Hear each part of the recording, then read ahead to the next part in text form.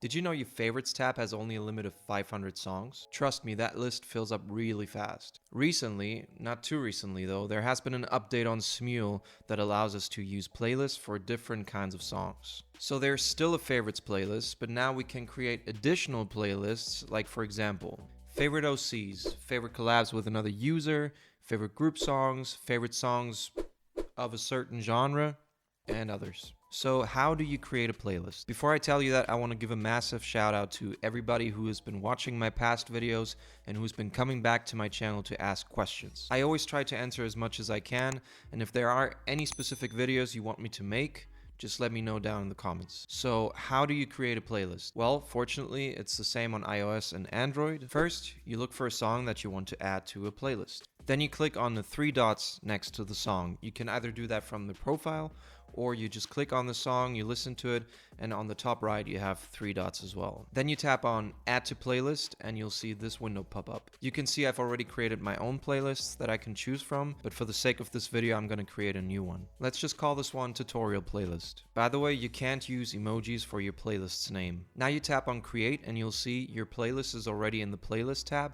and your song is added to that playlist. What you can also do now is you can make this playlist private so that only you can see it. Right now it's on public, but you can simply tap here and choose make private. And that's it, now your playlist is private. It's really easy and intuitive, and it's pretty fun to put your songs in different playlists for different categories. That way it's going to be much easier to find the songs if you're looking for them in the future. Alright guys, my next video is going to be how to sound better on Smule in 2022, and I have a bunch of other videos coming up for you. So stay tuned and hit the red subscribe button, because you never know if you're gonna miss a video. I know we're all busy, but I'll try to keep the videos short.